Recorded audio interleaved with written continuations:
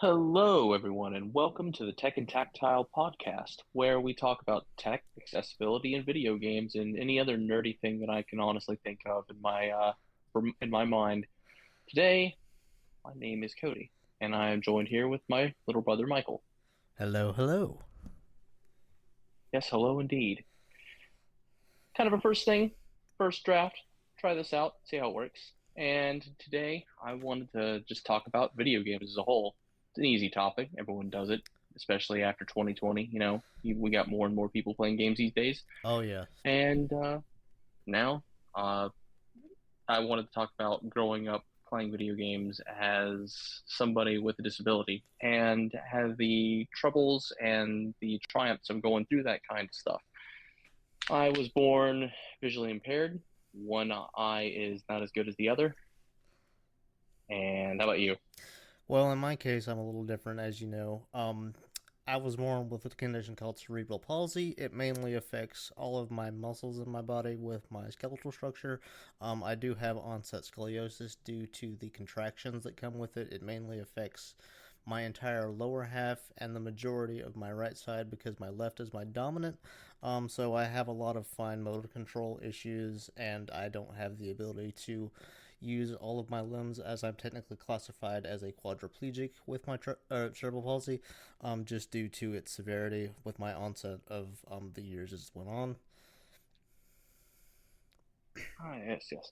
And to my knowledge, one side is weaker than the other. Is that correct? Yes, my left side is my dominant, yes. Okay, kind of like me. Like left side, my left eye is not as good as my right eye, but you make it work all the same. So, honestly, since it's a nerdy tech tech themed podcast and all that, thought I would talk video games and the troubles and the triumphs of going through them. And honestly, I think the video games have come a long way in terms of accessibility compared to the olden days. I mean, in the olden days, like you would hear interviews about people asking about accessibilities, and Mm-hmm. developers would just kind of laugh about it. They would look at you and be like, "What? Say that again?" I don't remember what I remember watching an interview and somebody asked that question about accessibility, and they just kind of laughed. Like, and this was like back in I think PS2 days. Oh yeah, they'll definitely But just shrug you off. so it's definitely gotten a lot better. I think a lot of games could be better, specifically games in the Asian market. Mm-hmm. Uh, Definitely. a lot of games you see here in the West really go for that extra accessibility kind of thing in mind. Like, they've got that heavy aim assist. They've got, motor control. Like, they have some of them have like a one-handed mode. Like there's a lot, and I plan on talking a lot about these games in the future and giving them a highlight for Mm-hmm. people who may be Definitely. interested. And But go ahead. at least with my case that I've noticed, like you were saying, with different markets and different regions, I've noticed that as you go through those regions, depending on what company that you're specifically having your game media made from, is they tend to lean towards more specific aspects of things when it comes to accessibility because they tend to think more of their home country audience prior to them going branching out, if that makes sense, depending on kind of like where your source is coming from, because they don't it's a lot of companies don't have a good general kind of umbrella of stuff. They tend to lean toward one specific point if they try to go for something accessible with their titles.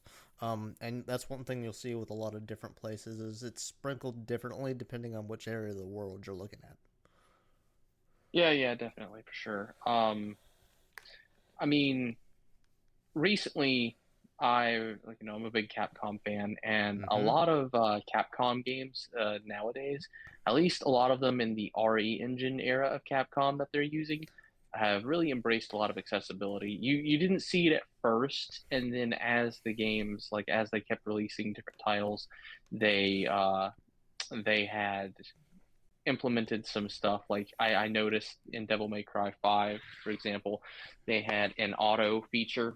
They Mm-hmm. may have had it in 4 or whatnot, but some people just can't switch between the different fighting styles and everything. And, it might not be as, you might not be getting as much damage output or anything with the auto setting, but it Mm-hmm. helps people with motor controls. And Yes.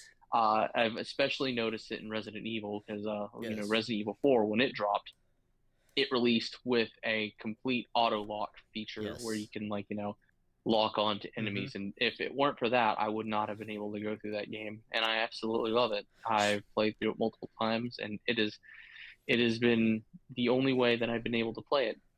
With because I specifically have trouble Mm-hmm. tracking enemies with Yes. my eyes. Um, So my go problem, ahead. as you brought up Capcom with different fighting styles in mind, when you brought up DMC, I will have to say one of my favorite titles that I've loved to see shine with what they've done with it in the recent couple of months to a year that it's been out now, is Street Fighter Six. Street Fighter Six, Oh, the new style changes and what they have for accessibility in that game has been glorious. yeah, never mind if your friends find out, they'll have some words for you if they're hardcore Street Fighter fans. But you know what? I mean, I would say that who's gonna know, but it kind of tells you, I think, when who's Yes, using modern it controls. yes it does. So yeah, there might be some shit talking going, and it comes with the territory. But you know what? I gotta say, it is very good for accessibility Yeah, features, and for not people that just not want to just have for fun, you people. know. Well, yeah, not just for people who are, maybe people who aren't into the fighting meta, but people Mm-hmm. who have issues with their hands or anything like that. Like for me, it's not a big deal. I can do modern controls or classic. I can take it or leave it. But for people who have some motor functionality, or some motor issues, um, it's a godsend, and I wish a Mm-hmm. lot more fighting games would embrace that. Although a lot of other fighting games aren't It, too terrible. Like it's I don't becoming remember more of a better. trend in modern times now. As the years go on, they're starting to have these modes a lot more prevalently Yeah, than they did in years past. yeah. And it's really nice to see that. It's really nice to see how accessibility has been at the forefront of a lot of gaming companies. One in particular that is really embracing it is Microsoft. Oh yes, They they specifically on the Xbox store, yes, that whenever you revolutionary highlight a game, device. whenever you go to a game on the Xbox store, it will tell you how many accessibility options there are Mm-hmm. and give you a general outline of what they are. Sometimes it's not marketed on the store, and sometimes it is. A lot of their games, like I remember specifically, like I'm not a big racing fan, but Forza Horizon, like one of the new ones that came out, had a accessibility option that would literally slow down time for people who had low vision. It was like a low vision assist in the form of a time slow Mm-hmm. that would help you make turns and stuff like that. And I'm like, I'm not a racing game and everything, and if, I'm not really into that kind of stuff, but the fact that they have that is just like really amazing. And they also like have a screen readers built in. Mm-hmm. It's really nice to see that kind of thing, and I wish that more companies would embrace it. And hopefully, we'll continue to see Yeah. that go on throughout the I would years. love to see companies just have more of an opportunity to open the windows to more accessibility options because a lot of different companies, again, depending on what they're working around and what they're working with, sometimes can be limited by their engines they're using, or sometimes by hardware, or sometimes the project that they've built to begin with. They would have to completely rework to implement stuff like that. I would wish that a lot more companies need to put accessibility as the first thought before laying the roadmaps and the foundation, so to speak, so that they can have a um, more longevity with their game roadmap and their ability to branch out to do these things as they're making the game instead of kind of hitting a wall later once it's kind of already almost done. Right, I would like them to build a game with accessibility in mind. Now, I get it, like not everyone has the same kind of mindsets and everything like that. And by accessibility, I don't mean like making a game easier to be more accessible. Oh If no, your game is designed to be hard, it's then that's fine. But it's like I would appreciate the options being there, right, but it wouldn't make me feel like lesser of a player for using right. them if I had to. Like Have them I'm on the bringing up table Res instead of forcing them on people. Yeah, like a good example, I'll bring up Resident Evil. It's one of my most favorite game series growing up, for a lot of reasons I'll get into later. And accessibility is one of them. But Resident Evil 2's remake, when it came out, Mm-hmm. I had trouble aiming Mm-hmm. in that game. And there is an aim assist in that game. However, it's tied to playing on casual. And I don't need the game to be like Right. easy just because I can't aim. I just need a little bit of Right. help aiming Right. so that way I can get in that shot. Like, the older games, the Right. survival horror games are all about like putting in a bullet, like choosing when to spend your ammo and everything. Mm-hmm. And I understand missing can be part of the game Right. and all that, but like I shouldn't be penalized for needing an aim assist for playing on I'd have to play on an easier difficulty just to have an aim assist. And then Yeah. Resident Evil 4's remake comes along, and I can crank that bitch up to the highest Yep. difficulty imaginable, and I could still get that aim assist. It does not Yep. matter that I have that aim assist. I'm getting my ass kicked either way, and it doesn't make me feel Mm-hmm. like lesser of a player. Like just because it helps me aim doesn't mean that Right. I still have to, Right. choose when to shoot and everything. It's nice. It's Red Dead's really another nice that great they do that. example of that. Red Dead Redemption 2 is amazing. I it has some issues for me. It doesn't it has that snap aiming, and a lot of Rockstar games have that snap aiming. At Mm-hmm. least they started with actually, there's a funny thing about Rockstar games. They've been pretty accessible when it comes to aiming as far back as they can. Mm-hmm. There's in the PS2 era, and this is what I like about older games, and I'd love to talk about it, but even though older games didn't have a lot of accessibility in mind, they kind of did in a way because back in those days you couldn't aim. They were still getting like aiming and shooting down right. Right. So a lot of the times characters would just auto aim to things and shoot for you. Right. At least in the PS2 days, PS1 and PS2 days, and that all that's actually why I ended up really liking Resident Evil. Another really good point for Red Dead that I always like to see anyway whenever I would play it on my own is they have their visual cues and their hearing cues, and how the visual cues can tie to the hearing cues and the hearing cues can tie to the visual cues. They go hand in hand. Yeah, it's really nice. Along with the snap aiming and especially on horseback and everything, like how it'll just magnetize towards an Yep. enemy. You can choose how like much magnetism you want. It made the game really good to play. Although my only gripe is it doesn't do that with the snipers.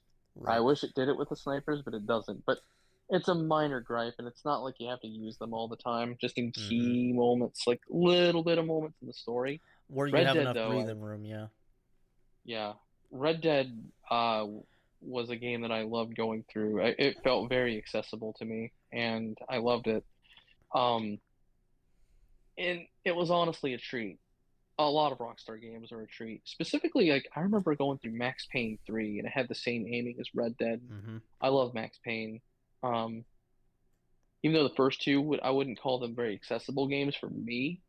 I was able to truck through them, and then the third one came out, and I loved it. People had some issues with it.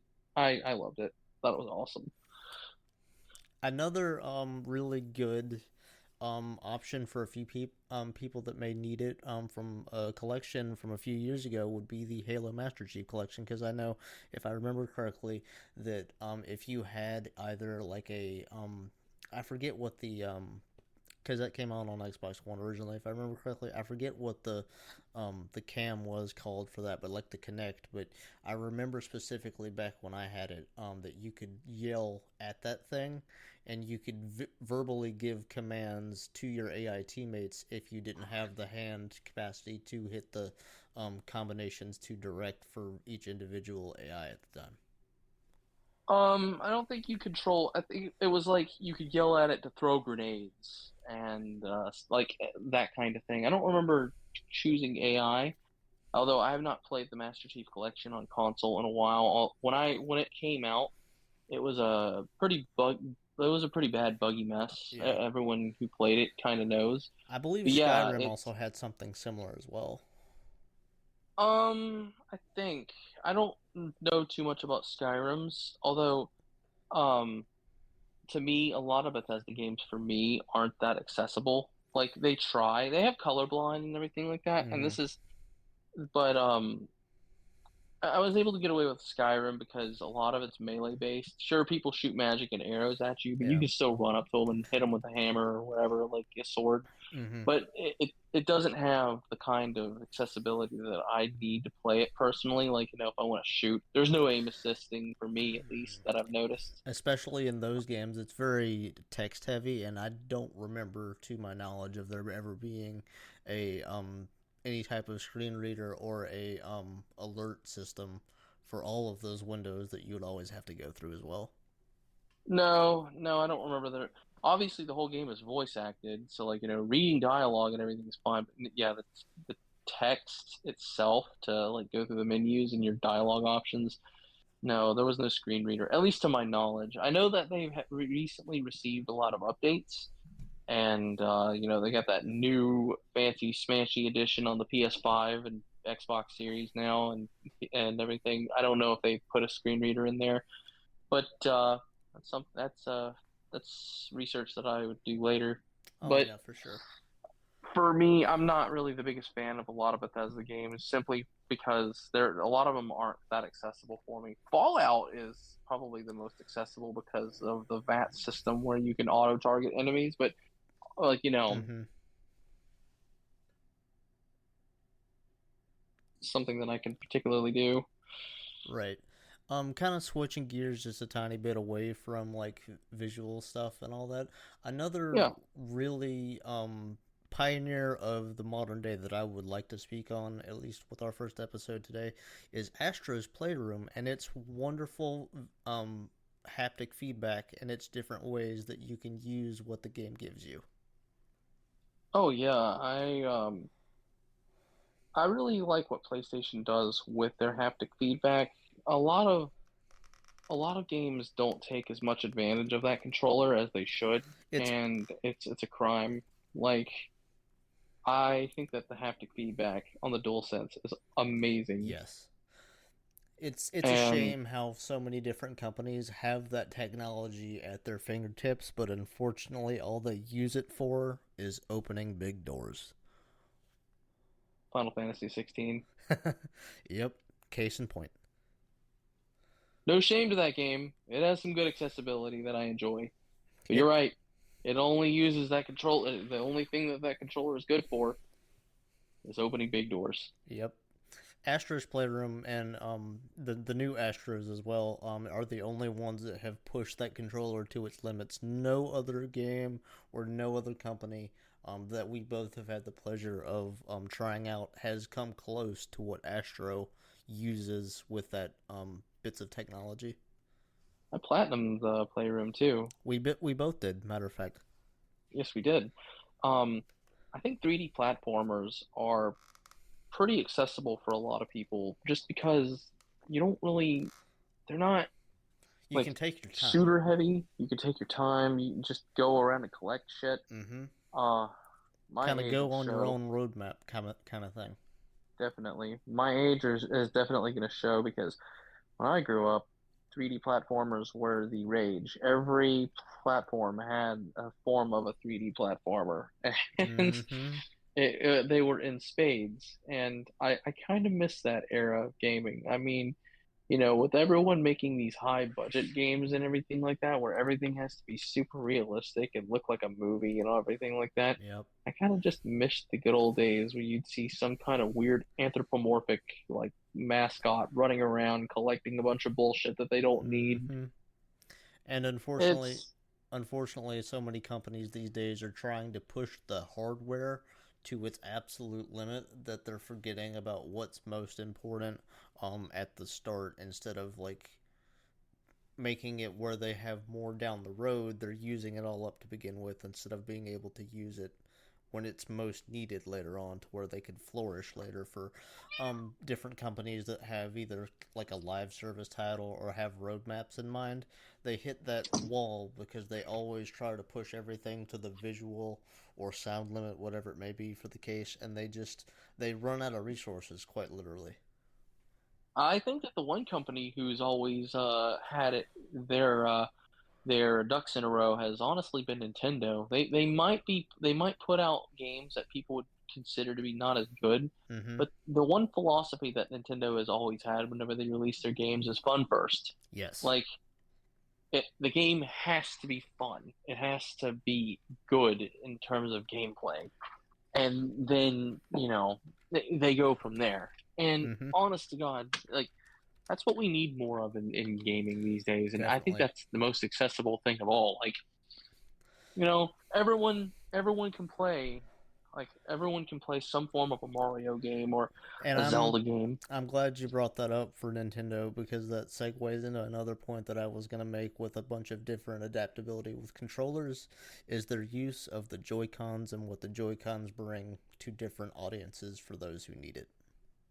Right. Like recently, like I was like, we played near Automata for the Nintendo Switch, and Yes.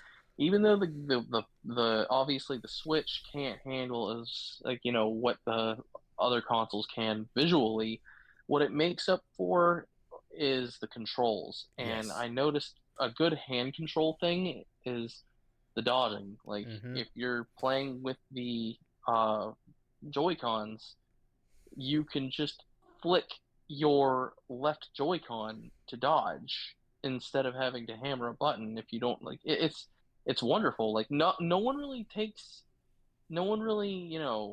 thinks about it, but for somebody who may not have as good a control over their joints, like their fingers or their Mm-hmm. hands, like they can't press all the buttons as Yep. quickly. Sometimes just, flailing or like, flicking your wrists is just a good alternative. Right. And it might be seen as a gimmick, but you could turn that gimmick into a form of accessibility for somebody who can't push buttons that well. And I love that. I loved it.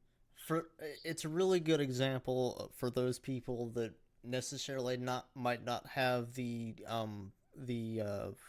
like the I forget what the exact term is, but like the tactile use of their individual digits. But for those that have like a good overall range of motion for like an entire arm or your elbow or your shoulder, whatever it may be, if you don't have your that's what it is, fine motor control for your digits. Nintendo's really good at taking what could be a button and making it a motion, if that makes sense. Yeah, there's a lot of games that do it. Like, um, people like Skyward Sword is a really good example. Like, Oh, it, it's absolutely. a it's a gimmicky game. I won't deny that it's a gimmicky game, but uh, it's good for people like just using your hand Mm-hmm. as a sword instead of having to mash a button. Another really It, good example, aside from Skyward Sword, especially, like it takes the motion control aspect and that what the accessibility that brings for a lot of people, directly tying it to the gameplay. Another really good example of what Skyward Sword does that's applied to um, another famous franchise that they're known for is Mario Odyssey with the use of Cappy as well. yeah, it's like specifically you use it for homing in on enemies. Like Mm-hmm. you can, flick your wrist and then you flick it again, and then the cap will Yep. go towards the nearest enemy and attack it. And it's It's really wonderful. cool when you think about it because like not only does that enhance the gameplay, not only does that give new players from different backgrounds with different skill sets another use and another way to approach different situations and different puzzle situations or any type of any situation really when it comes to the games is there's so many people that like to take games beyond for like people that do speed runs or like challenges or anything like that. Just Hmm. having that accessibility used for things to further the enjoyment, not outside of accessibility, is also another really good thing that you see commonly with a lot of Nintendo titles as well. Yeah, a lot of what accessibility boils down to, I guess what I've seen some corners of the internet kind of label accessibility as is a way to make a game easier. Like, a lot of games journalism gets brought up and how Oh much yeah, they suck at video games and they have definitely. to use the accessibility options to like get Mm-hmm. through a game and everything. I don't accessibility I don't think should be viewed as like you use these features and you're just bad at the game. Like Right. it's exactly what it Accessibility means. Accessibility should not be used as a crutch, as a way to it's not used as a way to escape. It's meant to be a way to take something that is amazing and only enhance it further. To just to milk the enjoyment, that way you open your doors to so many more different audiences and so many more different people with different backgrounds and different skill sets. That way your market grows, your profits grow, and everyone's joy that you make from your product gets shown twice as much, because so many people take accessibility and they're like, oh, you're just wanting to make the game easier, you're wanting to make the game quicker, or you're wanting to take our game and change it completely. No, that is not the point of accessibility. It's meant for enjoyment and enhancement. Right. Maybe, I always get off on a tangent whenever it comes to accessibility, and Me and you both, brother. it's it's something that I'm very passionate about because gaming is all that I'm really like. It's one of my outlets that I Yep. am happy that I'm able to partake in, and a lot of times it's not easy to do. Like, anything that involves following a mini map around, like a lot of Mm-hmm. open world games I have trouble with because like if I have to look at the mini map for an objective, I can't physically pay attention to what goes on in the game. Right. So something that would assist with that, or like just the more ideas people come up with, the more it makes someone like me or somebody who has motor skills or somebody who can't even use Right. like their arms or legs, like just the ability to partake in these games. Yeah. And Just one to have day, that inclusion, you know? Some people just want to be included. right, exactly. One day I really, really would love to do a review of those accessibility controllers that you can get for like Xbox or PlayStation or anything like that. We'll I add don't it to know. the I don't know. roadmap, definitely. Yeah, if there is ever a chance that I would ever get to try out those controllers, and because as far as I know, they're kind of expensive and they're a little Right. bit out of my price range and my budget currently at the moment, but I would love to review them and figure out Mm-hmm. like their use and everything.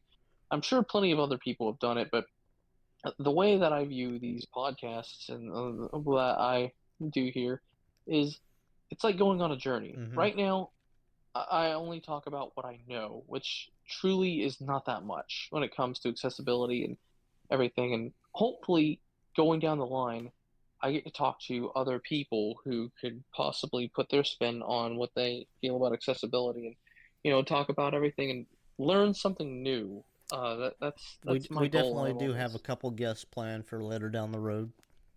Oh yeah, for sure. Learning something new is the goal of me doing these podcasts and furthering my knowledge about accessibility, about not only video games, but just technology as a whole. This is a, tech themed podcast. Mm-hmm. Video games are just my passion, Right. but tech is also in there as well. Yes. And one day I would like to expand that and, like further broaden how I view things and learn things along the way. Like, and I For cannot sure. wait for that.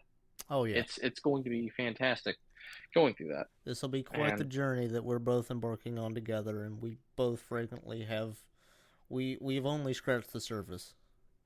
that being said, we're just two random dudes who really don't know that much about a lot of things that are going on in terms of uh, accessibility and everything. We only know the broadest like outline. Like we're just kind of new at all this. And so my thing that I'd like to put out there is whoever hears this with a disability, reach out. I'd love to hear your story. I'd love to hear your like how you play games, your triumphs, like something that you accomplished that you're really proud of. Oh yeah, for Um, sure. the To all of our listeners out there, please feel free at any time to leave us a comment down below. We will always look at everything that you post, and we will try our best, depending on the volume, to always reply to each and every one of you. Absolutely. I can't wait to hear stories about people and their triumphs and what they go through and how they play their games or how they use their technology. It's going to be an experience that I cannot wait to learn about. Who knows? We may feature your story on our podcast episode one day. Absolutely. And with that, I think that'll do it for today. I think I've rambled on a good bit. I could keep going. I could keep rambling, but We can I always might keep save some of rambling. my other topics for another one. Yeah, absolutely. So, I guess for the time being, have a good day and stay accessible. Indeed. Stay accessible, everyone. Thank you.